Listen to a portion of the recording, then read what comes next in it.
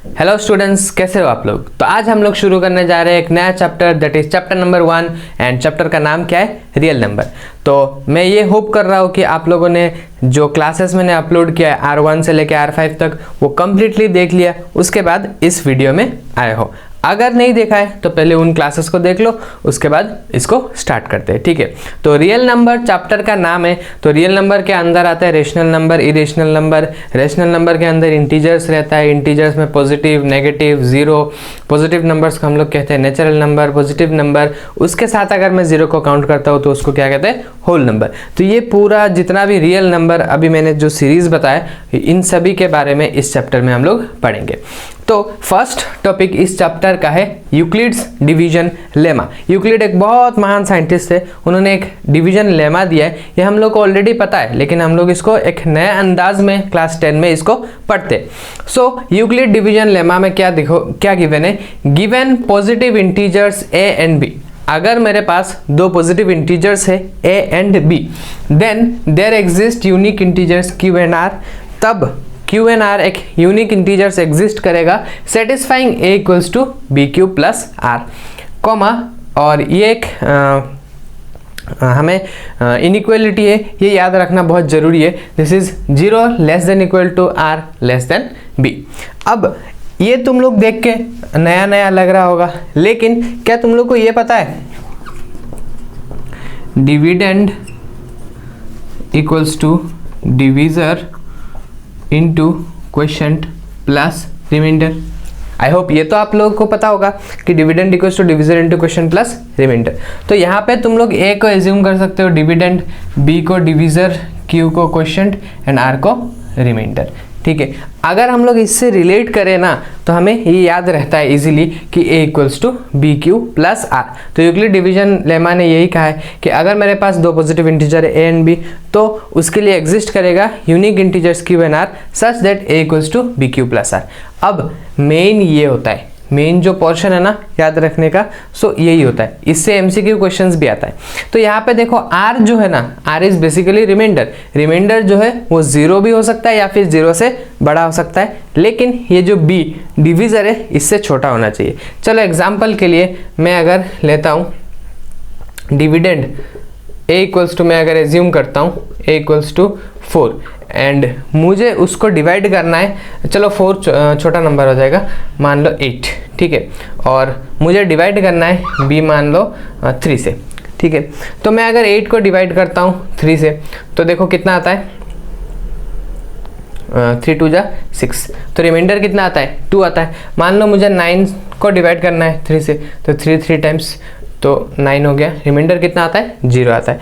मान लो मुझे 10 को डिवाइड करना है तो 3 टाइम्स 9, रिमाइंडर कितना आता है, 1। मान लो मुझे 11 को डिवाइड करना है 3 से, सो 3 टाइम्स 9, रिमाइंडर कितना आता है, 2। उसके बाद अगर 12 को डिवाइड करना है तो 4 12 0।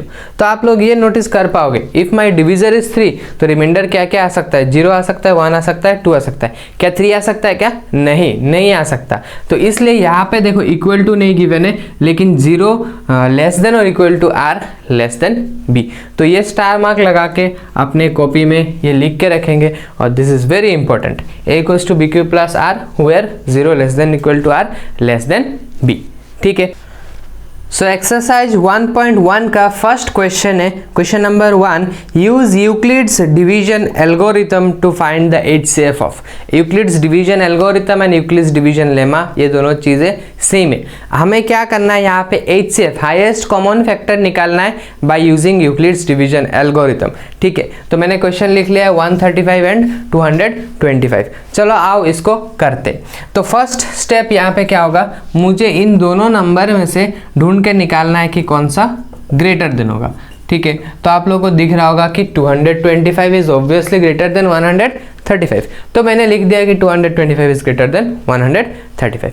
उसके बाद मैं क्या करूंगा, देखो ये जो बड़ा वाला नंबर है, bigger number 225 equals to 135 into dash plus dash, ठीक है।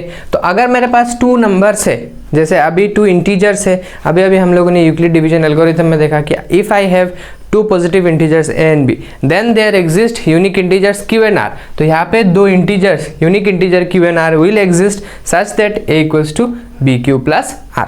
तो मुझे यहाँ पे क्यू एंड आर ढूंढना पड़ेगा। वो कैसे मैं ढूंढूंगा?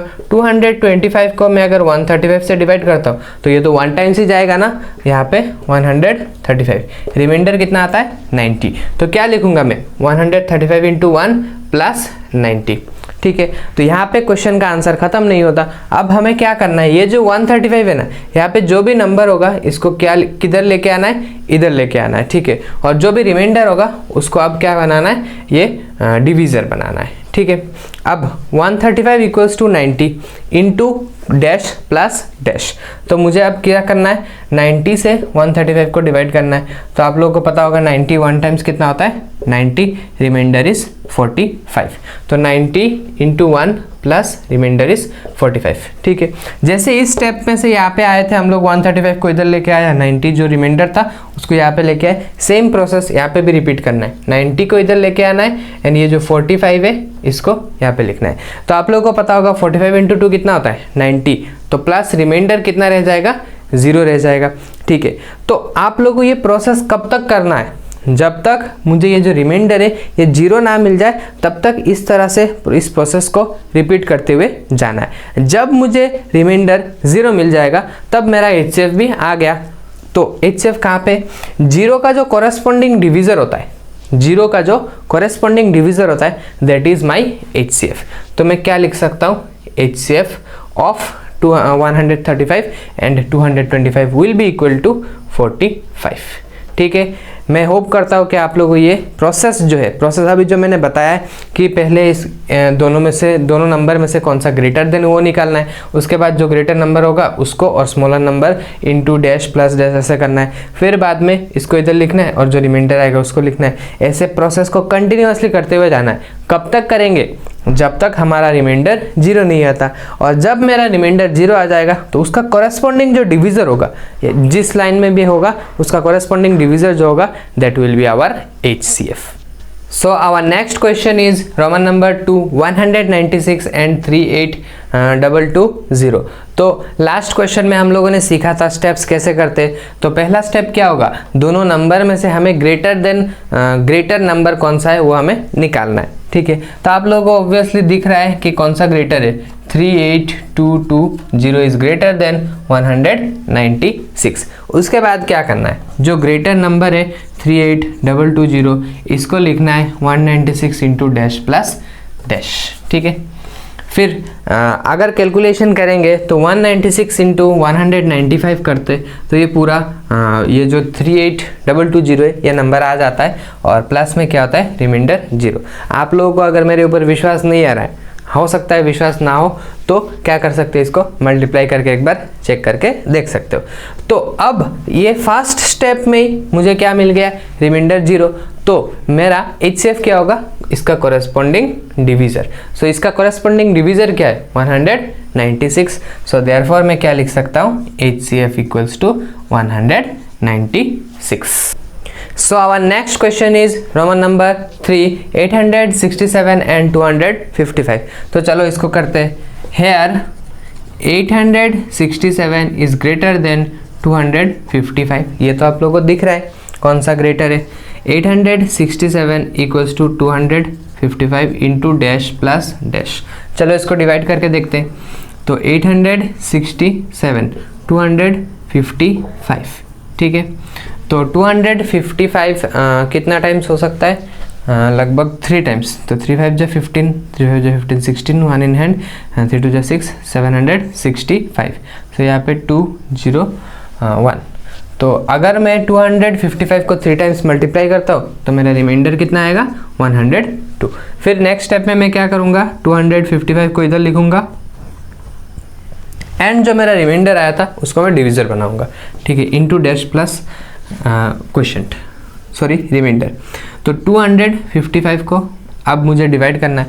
तो ये 2 टाइम्स कितना होगा? 204 151। ठीक है, तो 102 इंटू 2 प्लस कितना आएगा? रिमाइंडर 51। नेक्स्ट स्टेप में 102 equals to 51 into dash plus dash, तो 51 इंटू 2 कितना होता है 102 प्लस 0। अब देखो हमारे पास रिमाइंडर कितना आ गया 0, देन माई कॉरेस्पॉन्डिंग डिवीजर ये जो 51 है this will be by HCF। तो मैं HCF क्या लिखूंगा, HCF equals to 51। So our next question is Roman number 4 272 and 1032। तो इन दोनों में से कौन सा ग्रेटर है, 1032 is greater than 272। तो 1032 equals to 272 into dash plus dash, ठीक है। तो मैं इधर डिवाइड करता हूँ 1032 को कितने से 272 से, ठीक है। तो 272 3 टाइम्स 4 टाइम्स, चलो 4 टाइम्स करके देखते हैं। 4 2 जा 8 एंड 4 7 जा 28, 2 इन हैंड, 4 2 जा 8 9 10, नहीं ये ग्रेटर देन हो जाएगा तो 3 टाइम्स करना पड़ेगा। तो 3 2 जा 6, 3 7 जा 21, 2 इन हैंड, 3 2 जा 6 7 8, ठीक है। अब यहाँ पे रिमाइंडर कितना होगा, 12 में से 6 गया तो 6, 2 में से 1 गया तो 1 एंड 2 1 6।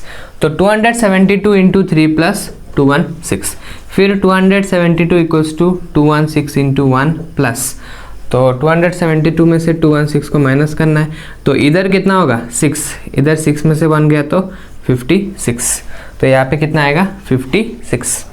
फिर 216 equal to 56 into dash plus 0। So 216 को डिवाइड करना है 56 से, ठीक है। तो आई थिंक 5 4 जा कितना होता है 20, लेकिन ये ग्रेटर देन हो जाएगा तो 3 टाइम्स, 6 3 जा 18, 1 इन हैंड 5 3 15 16, तो 8 उसके बाद 20 48, तो 1 टाइम्स प्लस 48, फिर 56 इक्वल्स टू 48 इंटू 1 प्लस क्या कितना रिमाइंडर बचा 8, फिर बाद में 48 इक्वल्स टू 8 इंटू 6 प्लस 0। तो अब मुझे क्या मिल गया रिमाइंडर 0, तो मैं क्या कह सकता हूँ HCF कितना होगा 8 होगा। तो HCF equals to therefore HCF equals to 8। So our next question is Roman number 5405 and 2520। तो यहाँ पे दिख रहा है कि कौन सा ग्रेटर देन होगा, हेयर 2520 इज ग्रेटर देन 405, ठीक है। तो इसको मुझे क्या करना है अभी 2520 equals to 405 into dash plus dash, तो इसके लिए मुझे क्या करना पड़ेगा यहाँ पे डिवाइड करना पड़ेगा 2520 405, ठीक है। तो 6 4 जा कितना होता है 24, तो यहाँ पे मैं 6 5 जा 30, 6 4 जा 24, ठीक है। तो यहाँ पे रिमाइंडर कितना आएगा 0 9 90 रिमाइंडर आया 6 टाइम्स प्लस 90, ठीक है। 405 इक्वल्स टू 90 इंटू कितना होता है 4 होता है 36, ठीक है। 4 होता है 36 मतलब 360, यहाँ पे 5 एंड 45, उसके बाद 45। Next 90 equals to 45 into 2 plus 0, ठीक है। तो मुझे यहाँ पे रिमाइंडर क्या मिल गया 0, तो इसका HCF कितना होगा 45, therefore HCF equals to 45। So our next question is Roman number 6 155 and 1385। तो इन दोनों में से कौन सा ग्रेटर देन होगा 1385 ग्रेटर देन 155। तो उसके बाद 1385 equals to 155 into dash plus dash. तो यहाँ पे मैं इसको डिवाइड करूँगा 1385 155। तो चलो मैं इसको 8 टाइम्स करके देखता हूँ। 8 5 जा 40, 8 5 जा 40, 4 44, 4 इन हैंड, 8 1 जा 8 12, 8 1 जा 8 प्लस 4 कितना होता है 12, 5 4 1, ठीक है। तो यहाँ पे मैं 8 टाइम्स कर सकता हूँ तो 145 मुझे मिल सकता है। उसके बाद 155 इक्वल्स टू 145 इंटू 1 प्लस 10, फिर 145 इक्वल्स टू 10 इंटू 14 प्लस 5, फिर 10 इक्वल्स टू क्या लिख सकता हूँ 5 इंटू 2 प्लस 0। अब मुझे रिमाइंडर क्या मिल गया 0 मिल गया, तो मुझे HCF भी मिल जाएगा। Therefore HCF equals to 5। So our next question is 384 and 1296। तो मैं इधर लिखूंगा हेयर 1296 इज ग्रेटर देन 384। तो 1296 equal to 384 into dash plus dash. ठीक है, तो मुझे डिवाइड करना पड़ेगा 1296 को किससे, 384 से। ठीक है, तो 384 से अगर डिवाइड करते हैं तो चलो इसको 3 टाइम्स करके देखते हैं। 3 4 जा 12, 8 3 जा 24, 125, 2 इन हैंड, 3 3 जा 9, 10 11। तो यहाँ पे 4 4 1 इंटू 3 प्लस 144। तो 384 equals to 144 into dash plus remainder. ठीक है, तो 384 को डिवाइड करना है 144 से, तो 144 3 टाइम्स या फिर 2 टाइम्स करके देखते हैं। 2 टाइम्स 4 2 जा 8, 4 2 जा 8, 2 1 जा 2। सो यहाँ पे 14 में से 8 गया तो कितना बचा, 6। यहाँ पे 7 से 8 गया तो कितना बचा, 9। ठीक है, 96। तो इंटू 2 प्लस 96, तो 144 equals to 96 into 1 plus dash. तो 144 में से 96 अगर मैं माइनस करता हूँ तो 14 में से 6 गया तो कितना बचा, 8।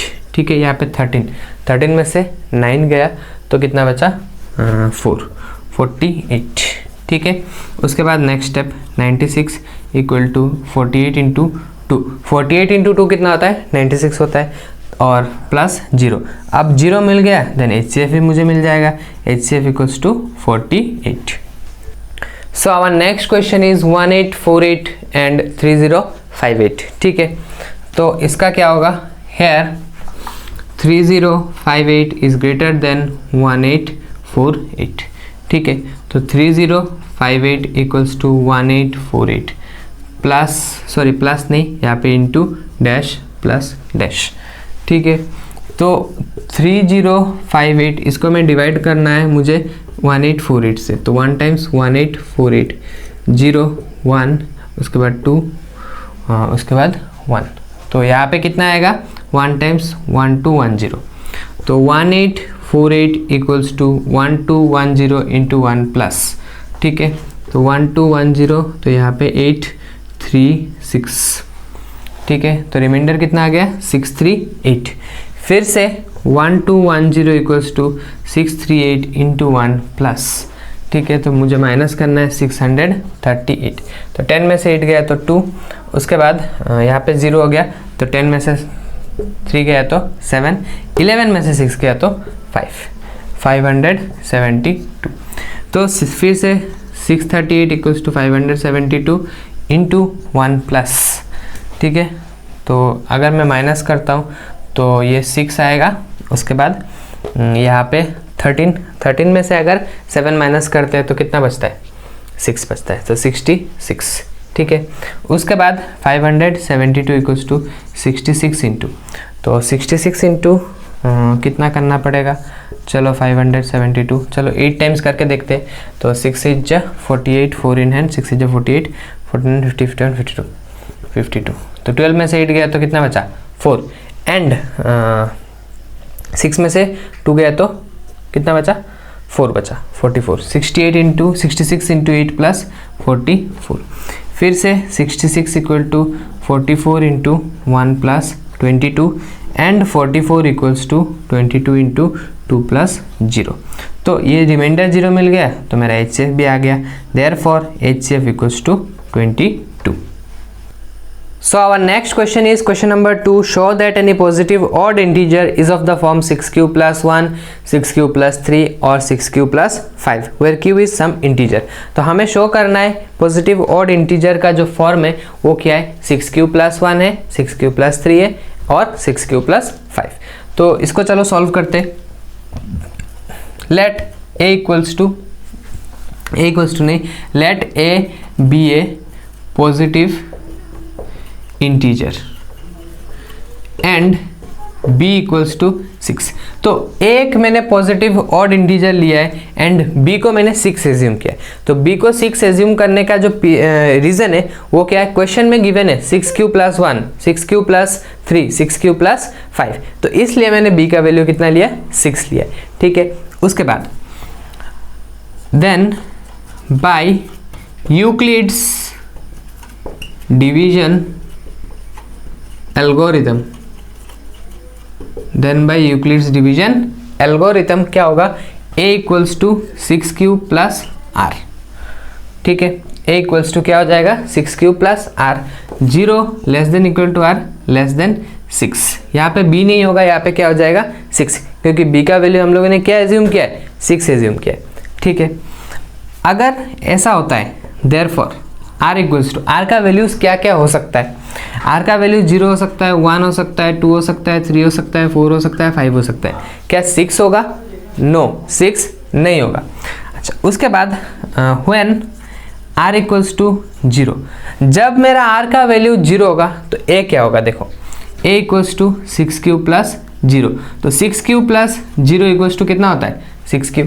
ठीक है, उसके बाद when r equals to 1, a equals to 6q plus 1, when r equals to 2, a equals to 6q plus 2, when r equals to 3, a equals to 6q plus 3, when r equals to 4, a equals to 6q plus 4, when r equals to 5, a equals to 6q plus 5। ठीक है, अब देखो एक चीज़, ये जो 6q है ना, इसको अगर मैं रफ साइड में लिखता हूँ तो क्या इसमें 2 इंटू 3q हो सकता है, 6q equal to 2 into 3q हो सकता है ना।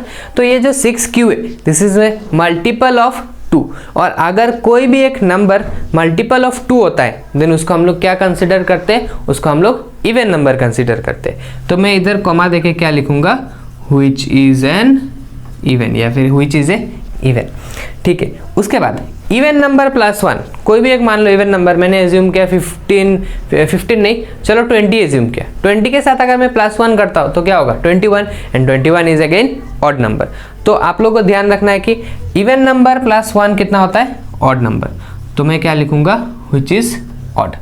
उसके बाद ऑड नंबर मान लो 20 प्लस 1 21 हुआ, 21 प्लस फिर से अगर मैं 1 करता हूँ तो कितना होता है, फिर से इवन नंबर हो जाता है। तो यहाँ पे वो जो 20 था, 20 के साथ 1 प्लस 1 दो बार किया, तो इसको ऐसे लिख सकते हैं ना 20 प्लस 2, तो 20 प्लस 2 कितना हो जाता है, फिर से इवन हो जाता है। तो यहाँ पे क्या लिखूंगा मैं, व्हिच इज इवन।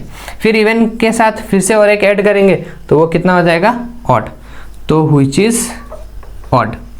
उसके बाद फिर से इवन आएगा, व्हिच इज इवन। उसके बाद फिर से क्या आ जाएगा, व्हिच इज ऑड।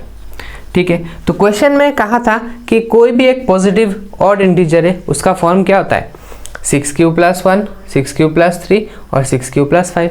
हाँ, हम लोगों ने दिखा दिया कि ये एक positive integer, a was a positive integer, और अगर ये ऑड होता है तो ये इसका फॉर्म में आता है, अगर ऑड होता है तो 6q प्लस 3 आता है, अगर ऑड होता है तो 6q प्लस 5 आता है।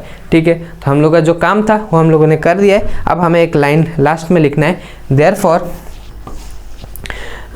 क्या लिखना है, any positive odd integer, any positive odd integer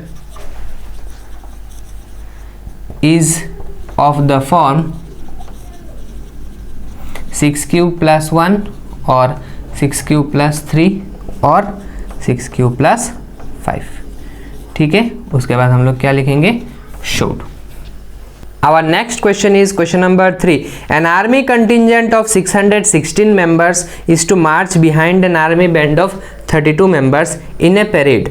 The two groups are to march in the same number of columns. What is the maximum number of columns in which they can march? तो एक army है, army का जो contingent है उसमें 616 soldiers है, and साथ में बैंड, मतलब आर्मी का जो बैंड होता है उसमें कितने मेंबर्स है, कितने सोल्जर्स है, 32 सोल्जर्स है। तो यहाँ पे एक आर्मी का जो परेड या फिर क्या होगा, मार्च होगा, उसमें ये दोनों, ये जो बैंड वाले ये आगे चलेंगे, उसके पीछे आर्मी वाले चलेंगे। ठीक है, और ये दोनों का जो मार्चिंग है, वाइल मार्चिंग, इन दोनों का नंबर ऑफ कॉलम्स क्या होना चाहिए, सेम होना चाहिए। उसके बाद what is the maximum number of columns in which they can march, तो यहाँ पे मैक्सिमम नंबर ऑफ कॉलम्स निकालना है। तो मैक्सिमम नंबर ऑफ कॉलम्स के लिए हम लोग कौन सा फॉर्मूला यूज करेंगे, यहाँ पे हम लोग HCF निकालने का कोशिश करेंगे। अगर HCF निकलेगा तो that will be the maximum number of columns in which the army contingent can march. तो यहाँ पे मैं लिखूंगा गिवन यहाँ पे क्वेश्चन में है an army contingent of 616 members given an army contingent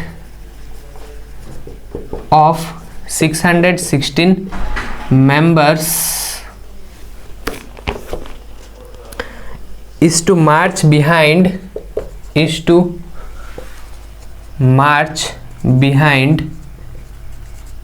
32 is to march behind an army band of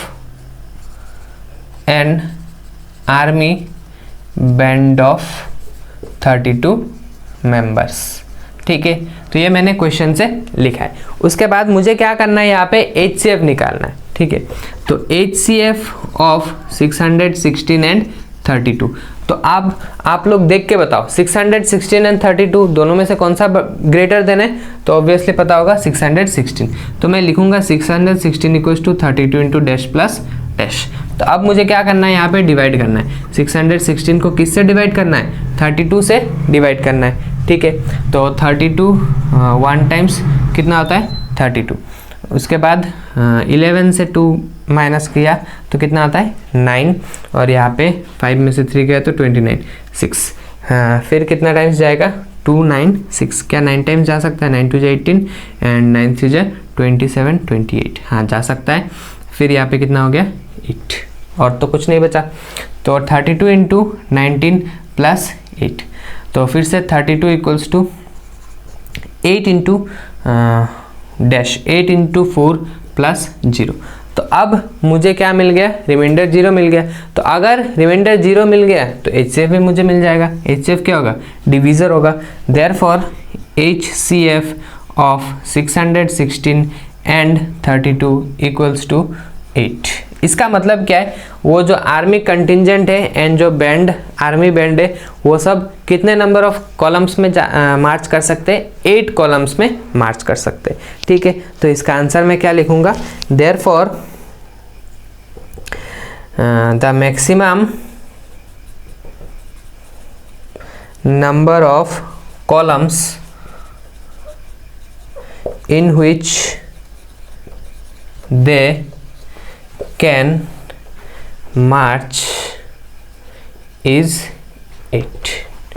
ठीक है, so our next question is question number 4। use Euclid's division lemma to show that the square of any positive integer is either of the form 3m or 3m plus 1 for some integer। तो हमें show करना है कि square of any positive integer is of the form 3m और 3m plus 1। तो इसके लिए मैं क्या करूँगा, लेट a इक्वल्स टू नहीं, a be a positive integer and b equals to 3। Question में 3m प्लस 1 गिवन है, तो वहाँ से मैंने हिंट लिया है कि b का वैल्यू कितना होगा 3। उसके बाद then by Euclid's division algorithm a equals to 3q plus r, b के जगह पे मैं क्या पुट करूंगा 3। उसके बाद 0 less than equal to r less than 3। उसके बाद देयरफॉर r का वैल्यू क्या हो सकता है, 0 हो सकता है, 1 हो सकता है, 2 हो सकता है, इससे ग्रेटर जो 3 नंबर है वो नहीं हो सकता। When r equals to 0, a का वैल्यू कितना होगा 3q प्लस r क्या होता है 0 ही, तो 3q प्लस 0 कितना होता है 3q होता है। उसके बाद मैं क्या करूँगा, स्क्वायरिंग बोथ साइड्स, मैं क्या कर रहा हूँ अभी, स्क्वायरिंग बोथ साइड्स। तो a स्क्वायर इक्वल्स टू कितना हो गया 3q whole square. 3q whole square को क्या मैं 9q स्क्वायर लिख सकता हूँ, यस ऑब्वियसली। उसके बाद इस 9 को क्या मैं 3 इंटू 3 एंड q स्क्वायर ऐसे लिख सकता हूँ, यस लिख सकता हूँ। उसके बाद 3, ये जो 3q स्क्वायर है ना, इसको मैं m एज्यूम करता हूँ, where m equals to 3q square. ठीक है, उसके बाद next when r equals to 1, a equals to कितना होता है, a इक्वल्स टू होगा 3q प्लस 1। जब r का वैल्यू 1 होता है तो a का वैल्यू कितना होता है 3q प्लस 1। फिर से क्या करूँगा मैं, स्क्वायरिंग। अब तुम लोग बोलोगे सर आप स्क्वायरिंग क्यों कर रहे हो? मैं स्क्वायरिंग इसलिए कर रहा हूँ बिकॉज क्वेश्चन में क्या है, स्क्वायरिंग करके बताओ कि एक पॉजिटिव इंटीजर का फॉर्म क्या होता है, 3m और 3m+1। स्क्वायरिंग बोथ साइड्स, तो ये a square equal to 3q + 1 whole square. ठीक है, तो ये a plus B whole square, तो ये क्या हो जाएगा 9q square plus 2 into 3q into 1, तो यहाँ पे 6q प्लस 1 का स्क्वायर कितना होता है 1। उसके बाद देखो इन दोनों नंबर से क्या मैं 3 को कॉमन ले सकता हूँ? यस, आप लोग सोचो 3 को मैं अगर कॉमन लेता हूँ तो यहाँ पे क्या बचेगा 3q स्क्वायर और यहाँ पे क्या बचा 3q। ठीक है, अब ये जो ब्रैकेट में जो है ना उसको मैं क्या एज्यूम कर रहा हूँ, m इज ए वेरिएबल, तो यहाँ पे मैंने 3q स्क्वायर एज्यूम किया, यहाँ पे कुछ और एज्यूम कर रहा हूँ। हर एक लाइन पे मैं m को कुछ कुछ एज्यूम कर सकता हूँ, why, because m is a variable. तो इसको मैं कैसे लिख सकता हूँ, equal to 3m+1 where m equals to 3q square plus 2q। ठीक है, उसके बाद next when r equals to 2, a का वैल्यू कितना हो गया 3q प्लस 2। अब मुझे क्या करना है, स्क्वायरिंग बोथ साइड्स। ठीक है, अब मैं स्क्वायरिंग करूंगा बोथ साइड्स, तो a square equals to 3q plus 2 whole square. ठीक है, अब यहाँ पे मुझे क्या मिलेगा 9q square plus 12q plus 4। 2 का स्क्वायर कितना होता है 4 और यहाँ पे 2ab है, तो ये कितना हो गया 12q। ठीक है, उसके बाद क्या मैं इसको 9q square plus 12q plus 3 + 1 ऐसे लिख सकता हूँ। 4 ये जो नंबर है इसको मैंने स्प्लिट कर दिया 3 + 1। उसके बाद मैं इसको ऐसे लिख सकता हूँ, कॉमन ले सकता हूँ, इन तीनों टर्म में से 3 को कॉमन ले सकता हूँ, तो 3 यहाँ पे 3q square plus 4q plus 1 + 1।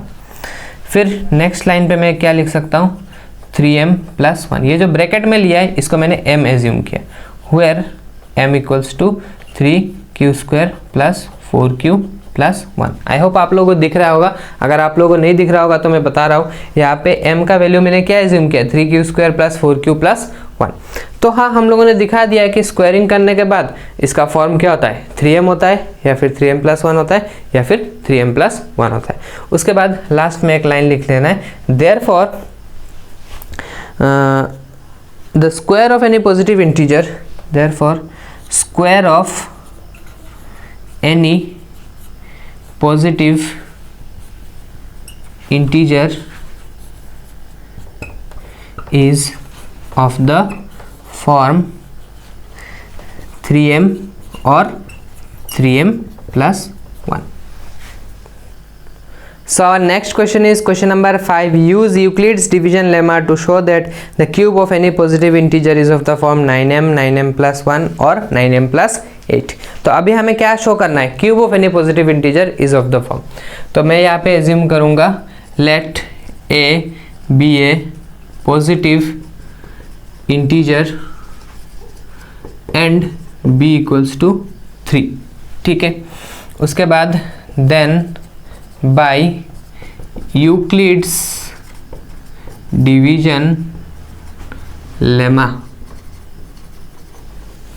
then by Euclid's division lemma we get a equals to 3q plus r 0 less than equal to r less than 3। ठीक है, अब therefore r equals to 0 1 2, उससे ज़्यादा तो नहीं हो सकता। when r equals to 0 a equals to 3q। उसके बाद क्वेश्चन में कहा है कि क्यूबिंग मतलब क्यूब करना है, तो यहाँ पे मैं क्या करूँगा क्यूबिंग बोथ साइड्स।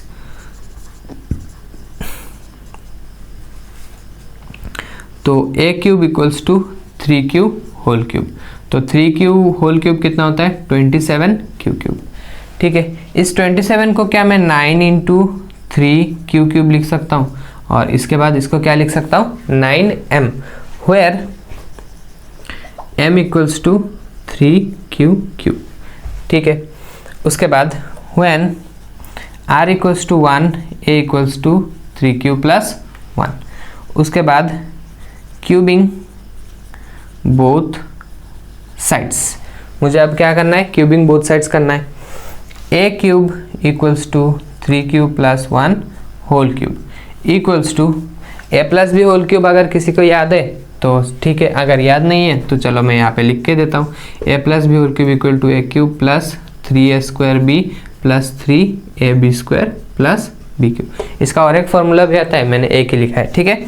तो यहाँ पे 3 cube whole cube plus 3 into 3 cube whole square into 1 plus 3 into 3 cube into 1 square plus 1 cube, ठीक है। उसके बाद यहाँ पे कितना आएगा 9 क्यूब 9 नहीं 27 आएगा, ठीक है। कितना आएगा 27 क्यूब प्लस, अब देखो 3 स्क्वायर कितना होता है 9 एंड 9 इंटू 3 कितना होता है 27 क्यू स्क्वायर। यहाँ पे 3 3 जा 9 इंटू 1 करेंगे तो वो 1 रहेगा 1, ठीक है। उसके बाद मुझे इन तीनों नंबर में से 9 कॉमन मिलेगा तो 9 कॉमन लेता हूँ, तो 3 cube plus 3 q square plus cube plus 1 equals to 9m plus 1 where m equals to 3 cube plus 3 q square plus cube, ठीक है। उसके बाद next when r equals to 2, जब मेरा r का वैल्यू कितना हो जाएगा 2, तो a का वैल्यू कितना होगा a equals to 3 q plus 2 whole square नहीं सिर्फ यहाँ पे 3 क्यूब प्लस 2। उसके नेक्स्ट स्टेप में मैं क्या करूँगा क्यूबिंग बोथ साइड्स, ठीक है।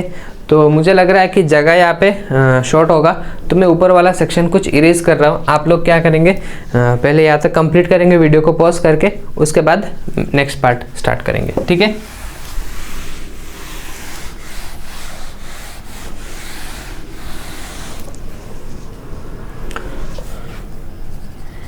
क्यूबिंग बोथ साइड्स, तो A cube equals to 3 cube plus 2 whole cube equals to कितना हो गया 3 cube plus 3 into 3 cube whole square into 2 plus 3 into 3 cube into 2 plus 2 cube, यहाँ पे 2 स्क्वायर होगा, ठीक है। तो यहाँ पे कितना हो गया 27 क्यूब प्लस यहाँ पे देखो 3 स्क्वायर कितना होता है 9, 9 3 जा 27 into 2 54 Q square plus 2 square is 4 into 9 कितना हो गया 36 क्यू प्लस 8, ठीक है। अब देखो इन तीनों नंबर में से मैं क्या कॉमन ले सकता हूँ 9 कॉमन ले सकता हूँ मैं, ठीक है। तो मैं अगर इन तीनों नंबर से 9 को कॉमन लेता हूँ तो यहाँ पे कितना बचेगा 3 cube plus 6 q square plus 4 q plus 8 equals to 9m plus 8 where m equals to 3q square plus 6q square plus 4q, ठीक है। अब यहाँ तक लिख लिया तो हमारा काम तो हो गया। जब a का वैल्यू r का वैल्यू 0 था तो हम लोगों ने दिखाया 9m क्यूबिंग करने के बाद, फिर जब r का वैल्यू 1 आया तो हमारे पास कितना है 9m प्लस 1 आया क्यूब करने के बाद। जब मेरे r का वैल्यू 2 आया तो उसके बाद क्यूब करने के बाद कितना आता है 9m प्लस 8। तो जो क्वेश्चन में कहा वो तो हम लोगों ने शो कर लिया। अब हमें एक लास्ट में एक लाइन लिखना है, therefore the cube of any positive integer is of the form 9m और 9m प्लस 1 और 9m प्लस 8 शोड, ठीक है। So our next question is question number 6। Himadri has a collection of 625 Indian postal stamps and 325 international postal stamps. She wants to display them in identical groups of Indian and international stamps with no stamps left out. What is the greatest number of groups Himadri can display the stamp? तो यहाँ पे उसके पास Indian postal stamp है 625 and international postal stamp है 325। तो इन stamps को वो क्या करना चाहती है डिस्प्ले करना चाहती है, कहीं पे रखना चाहती है ताकि कोई भी स्टैम्प अकेला ना रह जाए, ठीक है। और मैक्सिमम ऐसा कितना नंबर कर सकती है वो, ठीक है, कितना नंबर ऑफ ग्रुप्स वो बना सकती है। ठीक है, इसके लिए मैक्सिमम नंबर ऑफ ग्रुप्स बनाना है तो हमें पता है क्या निकालना पड़ेगा, हमें HCF निकालना पड़ेगा। तो यहाँ पे मैं लिखूंगा we have to find HCF of 625 and 325। तो इसके लिए 625 is greater than 325। 625 equals to 325 into 1 plus कितना हो गया 300। ठीक है, उसके बाद 325 इक्वल्स टू 300 इंटू 1 प्लस 25, फिर 300 इक्वल्स टू 25 इंटू, तो 25 इंटू कितना करेंगे 12 प्लस कितना रहेगा 0। अब 0 मिल गया तो HCF कितना हो गया 25। Therefore HCF of 625 and 325 equals to 25। इसका मतलब क्या है, हिमाद्री क्या कर सकती है 25 के अगर ग्रुप्स में वो स्टम्प्स को डिवाइड करेंगी तो वो डिस्प्ले में सबको रख सकती है, कोई भी स्टम्प ऐसे ना छूटे। ठीक है, तो इसके लिए हमें आंसर तो मिल गया, तो एक लास्ट लाइन देयरफॉर लिख लेते। Therefore the greatest number of groups, the greatest number of groups Himadri can display the stumps equals to 25. So our last question, question number 7 is two ropes are of length 64 centimeter and 80 centimeter. तो हमारे पास दो रस्सियाँ हैं जिनका length है 64 and 80. Both are to be cut into pieces of equal length. दोनों को equal length के पीसेस में कट करना है. What should be the maximum length of the pieces. तो मैक्सिमम कितना लेंथ का मैं अगर एक पीस को कट करता हूँ तो मुझे कितना पीसेस ऐसे मिलेगा. ठीक है, इसके लिए मुझे क्या करना पड़ेगा, यहाँ पे HCF निकालना पड़ेगा. वी हैव टू फाइंड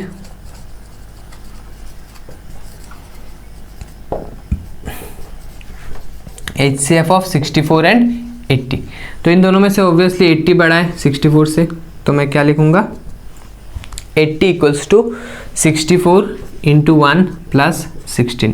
ठीक है, उसके बाद 64 इक्वल्स टू 16 इंटू 4 64 होता है प्लस 0. 0 मिल गया तो मेरा HCF भी मिल गया. Therefore HCF of 80 and 64 equals to कितना आ गया 16. इसका मतलब है कि मैं अगर इन दोनों रोप्स को 16 सेंटीमीटर के लेंथ में अगर कट करता हूँ तो सबसे ज़्यादा या फिर सबसे ग्रेटेस्ट नंबर ऑफ क्या मिलेगा, greatest length of each piece मुझे मिलेगा. तो मैं लिख सकता हूँ therefore the maximum length of the piece, the maximum length of pieces equals to 16 centimetre.